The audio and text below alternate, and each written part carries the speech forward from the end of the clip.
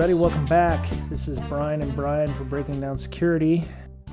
What's up? We're finishing the end of a very long, very, very heavy week.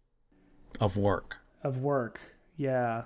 I mean, it was fun, getting to interact with people, And stuff. And yeah, it's audit season, and I'm kind of, I want to say I'm glad it's over, but I think the fun is just really starting to begin for us. All the things that we got to remediate. And I understand there's a big shout out to our friends who came in this week to tell us what we're doing wrong. I appreciate them coming in. I appreciate them telling us they listened to the podcast. It was much appreciated. Kind of disarming too, because first thing they tell you on Monday morning is, "Hey, we listened to your podcast." I was like, "Oh shit." I think I actually said that on the phone call too. I was like, "Oh shit," because I was like, "Well, great. Now I've got big shoes to fill. Like they think I know stuff or something." That's right, and well, at least they did their reconnaissance. Yeah. Well, I kind of did some reconnaissance too. I had to get on LinkedIn and find out who they were and connected to them well in advance. So. But it was great to have them out. We look forward to talking with them again in the future, and big shout out to them. So, all right. So let's see. What are we doing this week? It's all about. Well, it's kind of. I don't know. What do you want to talk about? Well, the one of the things that came up this week during our audit for PCI was how we do our wireless audits. And I was, we were doing our interview with them, and they were asking us questions about how we do it. And I thought, hey, that'd be a good idea for a podcast, Okay. So during our interview, we talked about how we go about finding rogue access points and how we figure out what they are, where they're at, and if they're ours or not. So since I moved to Seattle, I have to instruct the good Mr. Boettcher here on how to do one as well as I've done it. Right. So, typically in an organization, what you want to do is take something that's relatively difficult to do and teach others how to do them so that you can concentrate on bigger and better things, right? That's the idea. Yeah. So I've done some of that to you, and you've done some of that to me. So we're kind of sharing the knowledge. Cross-pollinating, right? If you will. And hopefully that a lot of those things can move to, new individuals who join the company in the future, right? True, because, this should be a documented process. There should be ways that, you should follow a standard operation on how to do a wireless audit, because there's really only one way to do it correctly. Really? Really? Well, there's... Well... all right. Maybe there's more than one way to do it, but it all requires scanning. The base factor is no matter what software you use, whether you use Windows NetStumbler, whether you use Kismet or Aircrack, those are the three that I've had experience using, you have to do scanning. You have to scan the net. You have to scan the air around you for electromagnetic signals coming from access points. Okay. So how do you do that?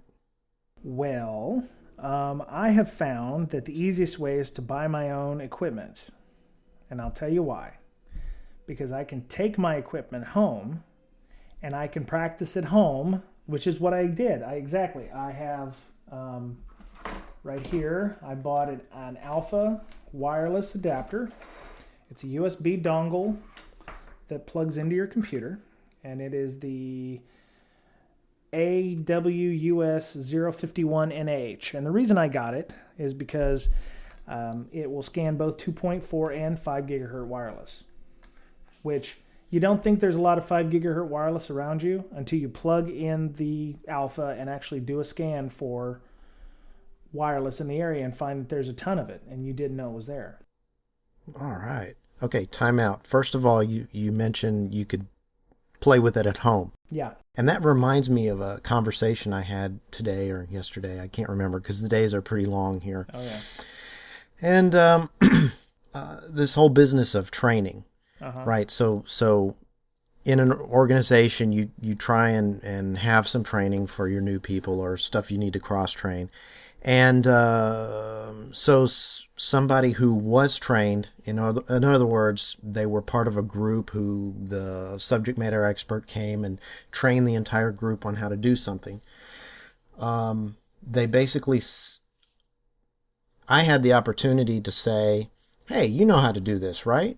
And they said to me, no, you need to talk to that guy. And I'm like, the guy who trained everybody on how to do it? Yeah, he's the guy you need to talk to. And so that got me thinking, well, how is he supposed to learn how to do something if he doesn't attempt it the first time? It's like, the training is kind of like, hey guys, here's how you ride a bike. So you see a video of the guy riding a bike. Now you can do it too. And it's like, oh, okay, I saw a video of a guy riding a bike. Now I know how to ride a bike too. It's not how it works. You got to actually attempt to do the thing yourself. You may fail, but at least you have somebody there, the subject matter expert, to help you out. Now, if if he's gone, and then everybody's like, oh, well, yeah, we got the training video. We know how to do it.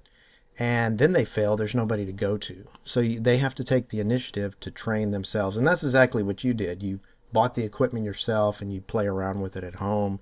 You look at all your wireless networks. You do some war driving. That's good stuff. Yeah, you got to learn by doing. And a lot of it, in the Navy was OJT, or learn by doing as well. You didn't have, and with the way turnover worked in the Navy, every, couple of months you could have the guy who was managing the web servers be gone, and they didn't do a lot of good pass down over there, so it really behooved you to kind of be a jack of all trades or a generalist in many cases. So what I did was I ended up getting my Alpha. I got Kali, I got a VM, which was easy enough, but you can do it with a regular laptop, what have you. And just set it up and try it at home. Learn, figure out what's in the area. Now, I will tell you from a specific point of view, it can be used for evil. Like most security tools, it can be used for evil. If I sniff the wireless in my area and find that somebody's running an unsecure wireless AP, or they're running WEP, which is just about as secure as a unsecured wireless AP. It can be used, these tools can be used in many cases to gain access to that person's wireless. And I would suggest, if you don't want to be picked up by, your buddies at the FBI or what have you, Google. Or Google in this case, yeah. Google's actually taking that stuff too, they're war driving. Do not use what we're trying to tell you for nefarious purposes. So yeah, it's not hard to use Kali in them. And as a matter of fact, I thought because this one's going to be a little more, you kind of need a hands-on, you kind of need a little technical video. I wrote out the dialogue for a video on how to do a wireless scan with Kismet. I was working on it and then got interrupted by Mr. Boettcher, who called me just now to tell me, hey, let's do the podcast. So I will probably post that about the same time I post the audio to this podcast so that you can kind of follow along, with the content itself.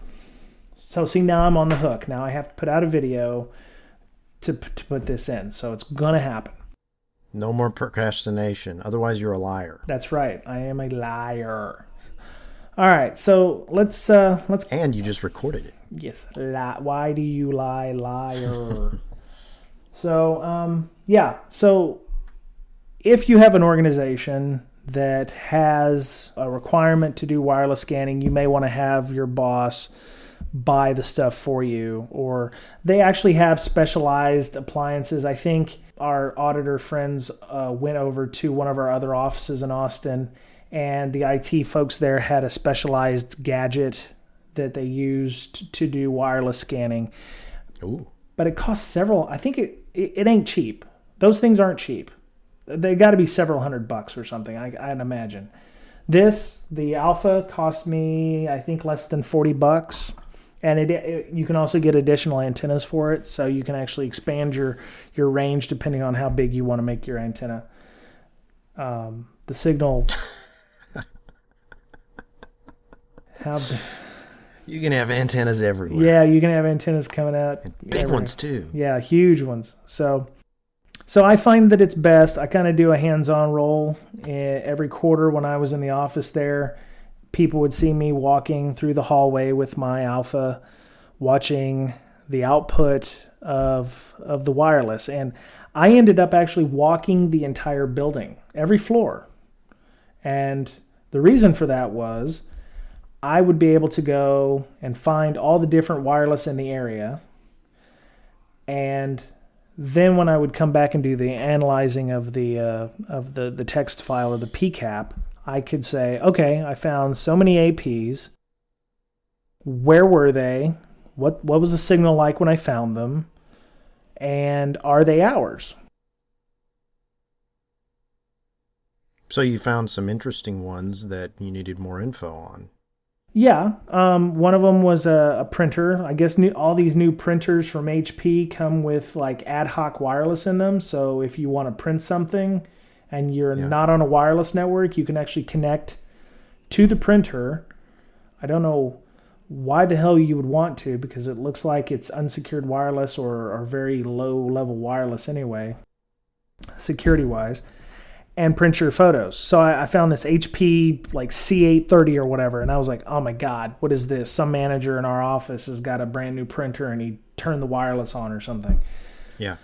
So, one of the things in either Aircrack or Kismet is the output of the files. And what they'll do is they'll show you the signal that it got when you were doing your wireless scan or your walkthrough or your walk around. And depending on what the dB was, or the decibels, which is the signal strength in this case, the lower it is into the negative, the worse it is. So like negative 120 is just awful, whereas negative 20 is you're pretty much right on top of the guy. So I would find, let's say this printer was like a negative 50 dB, which is pretty good distance away. So I would go back through. And this is where Aircrack works really well. You can have it look for a specific BSS-ID, which is the broadcast ID of the AP in question. So you tell Aircrack, okay, scan for this network. You know the channel that it's on, so you do a scan of that network with that BSS-ID, and it will lock in on that one SSID, and then you can go and walk around again looking for these IPs or for these APs. Oh, that's cool. So you can filter out all the noise and just look for that one. That's the idea, and in theory, it works really well on 2.4. I've had less success with it on the 5 gigahertz, simply because Aircrack doesn't seem to go directly to the 5 gigahertz spectrum unless you specify a 5 gigahertz channel. Okay. Yeah. So once you do that, the idea is you have to separate what's yours and what's not yours. Some of them are pretty easy, like the area around our building had a lot of 2-wire 487, for instance, and 2-wire is a AT&T UVerse or DSL AP.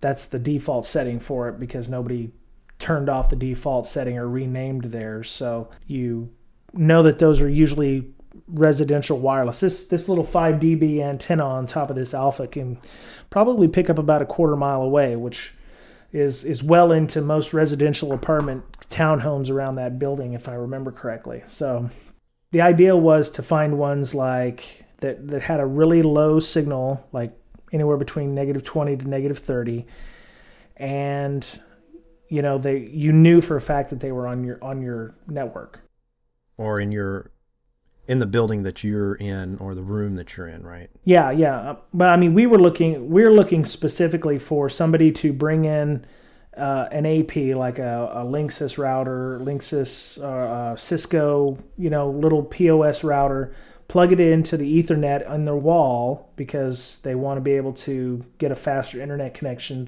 for instance. Yeah. And surf the web. which is no, because if they don't secure it properly, one, it's against corporate policy to allow for that kind of thing. Two, it's a PCI requirement that that it's managed centrally by somebody, and that the logs and everything are being sent where they're supposed to. And three, it opens up all kinds of issues, because if the guy picks a crappy password, somebody on the floor above or below us could gain access to our internal network, and that's something we don't want.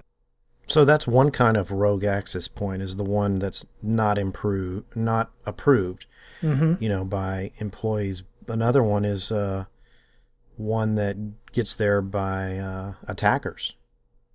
Oh, yeah. Sure. Yeah, I mean... Right? So you're looking for those too. Yeah, we're not looking just for the accidental ones. Yeah, if somebody was able to get in through your defenses... Physical defenses through your front office lady there, or your security guard, and he's wanting to, for pen tests or physical security purposes, he puts in his little box there. I've got one. Looks like a little, it's a little travel router from TP-Link. It's very similar to the pineapples. They call them Raspberry. pineapples. Yeah, or it could be Raspberry Pis are pretty popular these days. Yeah, there's different ones. So the idea is you penetrate the physical defenses of the company and plug in your wireless access point, and then you can, at your leisure, start cracking away at servers, applications. Yep. Because you've got access to the network then. So one of the hard parts, one of the layers of the onion would be network access. So you just peeled that layer off. Yep. And they're, as an attacker. They're even getting sneakier. These Raspberry Pis, you can get a cellular modem for them, and they run over a 4G link, and they basically do a tunnel back either through the network they're on, or they will broadcast like a Wi-Fi tether that allows you to connect. Wow. That's yet another thing you've got to look for. Yeah, and the good thing about Kismet is it has different plugins that allow for sniffing of Bluetooth. So if you have a Raspberry Pi with a Bluetooth adapter, assuming your Bluetooth is long distance enough and it can actually, you can connect to it. Yeah. It'll actually scan for rogue Bluetooth as well. That's cool. Or what do they call it? DECT, which is it'll scan for cordless phones. So if you have an old cordless phone, like a landline, it will also scan for those in the area too, and I believe it will keep the data from that. So if you're making a phone call, it will sniff those packets as it's going between you and your base station. But that's another plugin that gets plugged in. I've never actually tried those, so I don't know about the efficiency or how well they work. So that's just another option. You can always go to kismetwireless.net. They have all that information on there for different plugins that are available. So another thing you want to look for is a non-associated access point around the area to try and lure your employees to connect to that. Oh, yeah. Right? So if you've got really strict policies, you may want to look for those. Mm-hmm. Well, that's also another thing, having an unassociated AP. If you're running your Kismet, and one of the things you'll find are unassociated hosts, or unassociated clients.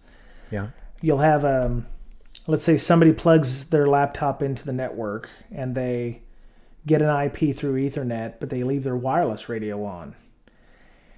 And when they're at home, they're connecting to, I don't know, call it a name, Blue Dog AP or whatever. Their AP at home is called Blue Dog. Let's say that you can create a rogue AP with the name of Blue Dog on it, and you can actually impersonate the AP that host is actually looking for. Yeah, the privileged network. Yeah, exactly, and gain access to that user through that AP. Interesting. Mm-hmm.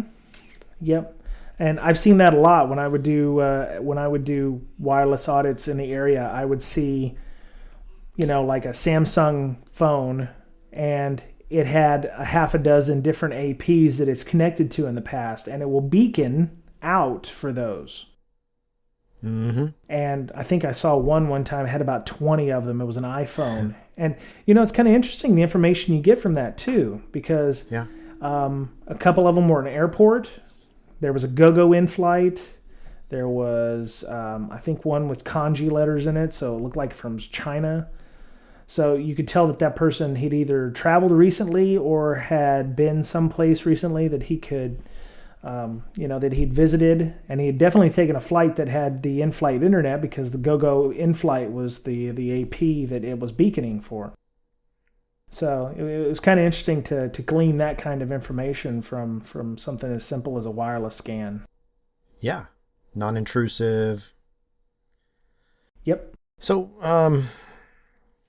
what are some of the things you can do with Kismet other than run a wireless scan? Well, let's see. Let's see. For audit. Oh, well, it also goes beyond that too. You can also use it for IDS. They do have a wireless IDS for it. You can set up and look for. Does it come with Kismet? Is it part of the development of it? Yeah, that's part of the Okay. the fun of using Kismet. You can use it for intrusion detection. You can actually block. I believe you can actually block hosts from accessing your APs with that. By sending them a reset?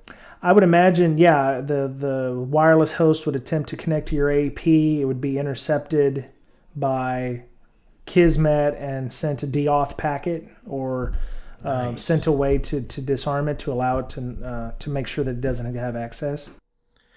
Okay, so what you can do is, you're saying hook up Kismet to your wireless antenna, and hook it up to your network, and then the output of Kismet could be fed into your standard IDS, right? Yeah. Like a snort or something.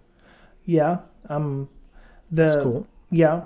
So one of the other things that the wireless, they also have IPSs for wireless. It just, like the IDS, it just monitors the radios for unauthorized access points, and it also takes countermeasures. So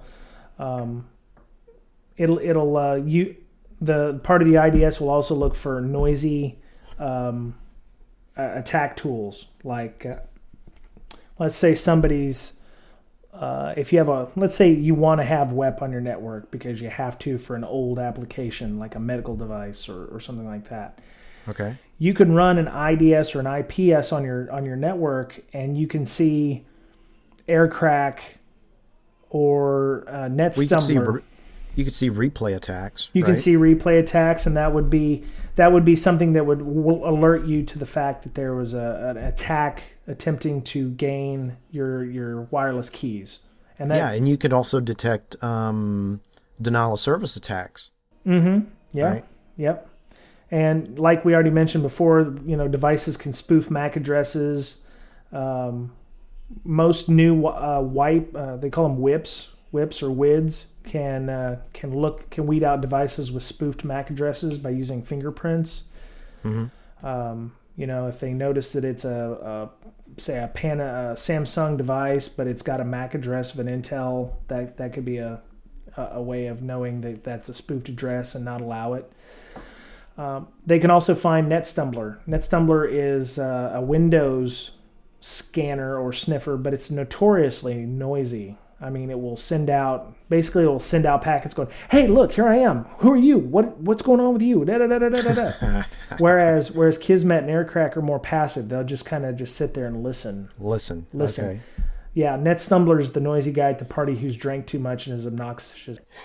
So, yeah. Yeah. Okay, I just thought of this. Okay. Maybe we have to take an online test pretty soon, right? Yes, we do.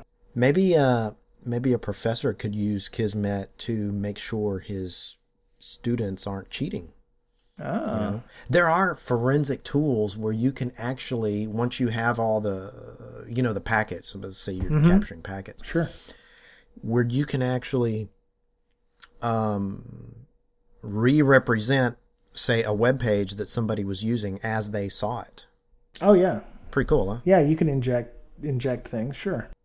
Well, it wouldn't be injecting. It would be taking the logs that Kismet provides you, or the packets, and actually replaying those packets to see what they saw. Oh, right. Yeah. Yeah. Yeah. So it's like going back in time. Exactly. From their point of view. So, yeah. That's pretty cool. Yeah, the other part I liked about Kismet, and I don't know if Aircrack does this. Aircrack has a ton of tools on their own. I love Kismet's drone ability when you're trying to find a rogue AP or something like that, and you don't want to run a WIDS or a WIPS, WIPS.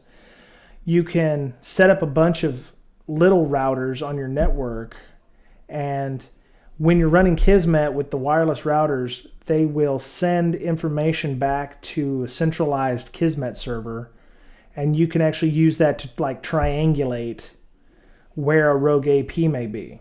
Now, I was going to say, yeah, you can use OpenWRT. Yes. On a Linksys router or other routers.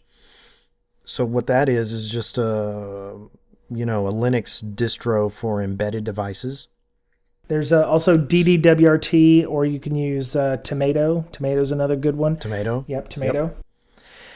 And, install Kismet on that router. All right, and that's your drone. That's what you're talking about when you say drone, is just installing Kismet on the router itself. And then you can strategically place these and have them report to a central server. And that can be used, because right now what I do is when I walk around, I only have one point of reference to find an AP. And that's not always a good, if you're actually trying to pinpoint where it is, and you know for a fact that it's in your cube farm, you don't want, you need to be able to find it. And having one point of reference is never good. Two is better because, you can get like a crosshair and get within like so many feet. But having more drones, you can say, okay, in this direction I can see it at 30 dB, but over here it's only 40 dB, and in the middle here it's at 25 dB. So I know that I need to move up a little further, and you can get it down within like a few meters instead of several dozen feet or whatever. So you used meters and feet in the same sentence. That was weird. But anyway, it's triangulation. It's what we do for the satellites and all that stuff. So that's right. And there's a whole science behind that. That's right. Yeah, and it's, if you have a volatile environment like that where you do have people doing that, one, you need to educate your users to not plug those things in. And, I'm sure if they're doing it, it's not necessarily malicious. They just want a faster internet connection. I know I tried doing that once. True story. I was that guy. I was tired of the wireless in our building not working properly because I was in the office in the far end of the building and the AP didn't work hardly at all. And I said, screw this. I'll bring in one of my Linksys routers with DDWRT on it. I'm a bad person, all right? I was not doing it maliciously. I was just wanting a better wireless connection. I don't know what our IT guys were using, and it's not at this place. I swear, it's not at this place that I'm working at currently. You were selfish. I was selfish. Within 5 minutes of me plugging that thing in, I saw the IT guys walking around with this little thing in their hand, and I'm like, what the hell's going on? It's like in The Matrix when he looks up and the agents are coming. Yeah. So I'm sitting there and I'm doing a little thing, and the IT guy walks into our little suite, because we had suites that are like by 20 by 20, and he's walking around with this little thing, and I'm like, oh shit. and he keeps walking around. He's like, I see some weird wireless signals coming from this area, and I was like, I wonder where you're getting that from. So I was reaching up underneath. I had the thing plugged in, but it was inside my backpack. So I yanked the power cable out real quick, shove it in my backpack, and then I'm like, oh, it's time to go for the day. I have a dentist appointment. And he's like, as he was walking out, I heard him go, I just disappeared all of a sudden. He had me dead to rights. I know he did. The only thing was he didn't find me with the wireless access point, but that taught me not to bring shit to work. So maybe, Right. Just knowing that these are being done in your business, is enough to put a little fear into somebody to not do it in the first place. So a lot of times just doing these things could be seen as a deterrent to actually having them done. So yeah. I know it worked for me. Well, unfortunately, you didn't see it being done until you actually were the perpetrator. I'm so glad he wasn't sitting by me going, "Oh, gee, you seem to be emanating some wireless signals." Yeah, that would have sucked. So, but I've learned, and I'm better for it now. So, you're actually that guy now. Well, I know that if I do it, then other people must want to do it. So, I'm that guy now. I'm like, oh, I see wireless around. And, I've found wireless. I mean, I would turn the wireless on my work laptop and I'd say, oh, who's this laptop? And what it was apparently our laptops have the ability to set up like little mesh networks or little networks for, making connections. So I found a laptop at work with the host name of the computer as the AP name, which was convenient for me because then I knew immediately that it was one of ours, and I was able to go and get that person to make sure they shut it off and never turn it back on. Yeah, good thing they didn't plug it in backwards and mess up the entire network. Yeah, I can only imagine what would have happened if that person had known what they were doing, because they swear that it was an accident twice. So, yeah. That dang cron job that's set for every 36.2 days. God, I hope not. I don't think that person knew what a cron job was. So, I don't know. Is there anything else we want to talk about with IDS, IP, wireless IDS, wireless IPS, Kismet? I haven't got a lot of experience with NetStumbler. I tried using it, but I just found that the interface for Aircrack and Kismet was a lot better. So what's the difference between the two? Which one? What? Kismet and Aircrack. I haven't really noticed a lot of difference other than the interface is a little different. I mean, Kismet. Well, one thing I have used Kismet for, which I found interesting. You mentioned the war driving earlier. I actually have a GPS module. It's a USB powered, but I was going to work one morning and I said, I'll just play around. So that's how usually most of my stories start. I plugged my Alpha into my USB. I plugged my GPS module into the USB. I booted up my Kali and started GPS daemon, and then started Kismet, and I was able to actually do war driving with it.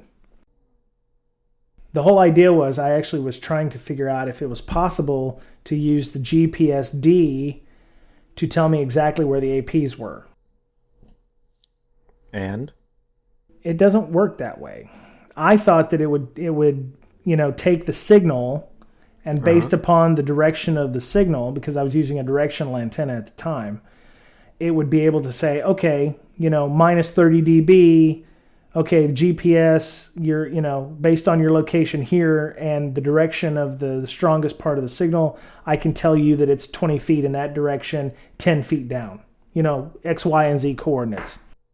Oh, but see, it can't tell which direction it comes from. See, I didn't know that, okay? Everything I was reading wasn't telling me that, okay? I thought perhaps that it would be able to do some fancy algorithms and be able to go, okay, I can definitely tell you where it is.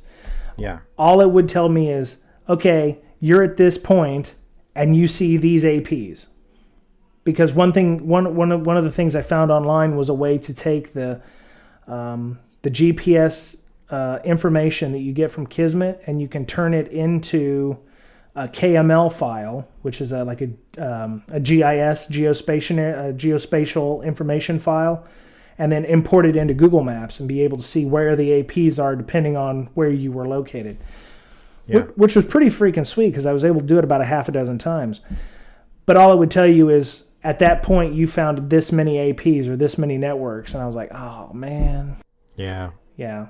So when I was doing the wireless audit around the building, like normal, I was running GPSD, and all I found was, a single dot with a bunch of APs connected to it. So I was kind of disappointed. But if you're into war driving or war walking and you're walking around your neighborhood, get yourself a GPS module. They cost like $20, I think, $20-$30, depending on what they are.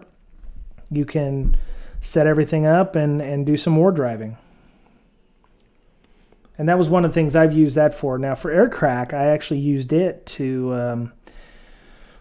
I was able to look for my wireless APs that I set up in my office, and I had a WEP and I had a WPA and I had a WPA2, and I was able to successfully crack the WEP AP in my lab that I have, because I have a number of different old Linksys routers I was using, and it was interesting to find the initialization vectors on the WEP AP and then successfully do a dictionary tag against it. It took like 7 seconds. 7 seconds. All right. 7 seconds for a WEP. And, I was trying to crack the WPA one, and, you need a big enough dictionary file. But, if you pick one that's in the dictionary that you've got I had one like 150 million, words, English words. Okay. As long as you pick one that's, pretty decently far down the line, you can simulate guessing the password. But I found using Aircrack-ng was quite useful. An arrow dump is the command that you use to basically get the Kismet-like output when using Aircrack. So it was quite useful. I would suggest learning to use both of them, because they both have their strengths and they both have their weaknesses. Okay. You'll be doing a wireless audit here pretty soon at the office. You as in the listener? Oh, me? No, yeah. You, Mr. Boettcher. You will be doing one very soon, I'm sure, and you'll be able to go through and find all the different APs that I found. Because really the important thing is you want to find what's different. If, the established companies in the building are already there, they're not likely to change their setup or change their names all that much. Sure. Find out what's normal. Find out what is normal. Like Michael Goff said, get rid of all the hay and all you're left with is needles. Okay. Remember that? I've slept since then, but that does sound familiar. Yeah, I guess that's about all I got. I mean, I'm going to have the demonstration video probably added shortly thereafter. I'm really serious about it this time. I mean, I can't believe I just did that. I dropped the alpha. So I'm going to have that video up. Well, you can upgrade to the beta now. Yeah. Actually, this one is really good. It's hard to find the one that does the 5 gigahertz. They have the 36, the 36 NH, but it doesn't do the 5 gigahertz. And I found that quite telling that, if you don't have one that scans for 5 gigahertz at your office, you might want to find something that will scan for 5 gigahertz, because if I was a bad guy, I would start investing in a 5 gigahertz AP, because if you scan just for 2.4, you're going to miss all that additional stuff. Right. Which, helped me, because the minute I found the 5 gigahertz, I was like, oh, wow, we've got other companies that are running 5 gigahertz around here. Mm-hmm. So, yeah, just start thinking about that. And I don't know of anything that does 802.11 AC, but it's been out for a few years now, too. So if you ever have an AP that you could take to work with 802.11 AC, which is gigabit Wi-Fi, I don't know of anything that scans for that yet. So it seems that the monitoring tools for monitoring wireless, either you're going to spend a lot of money for something that will allow you to run for that. I'm hoping the Airmon folks or Aircrack or Kismet folks will come out with something to scan for that soon. So anyway, I'll have that video out. If not before the podcast posts, I will put it out afterward, and then everybody can enjoy the podcast and the video at the same time. Okay, I guess that's a wrap. Yep, that was it for this week. I guess everybody has a good week, and we'll see you here again real soon. Bye-bye.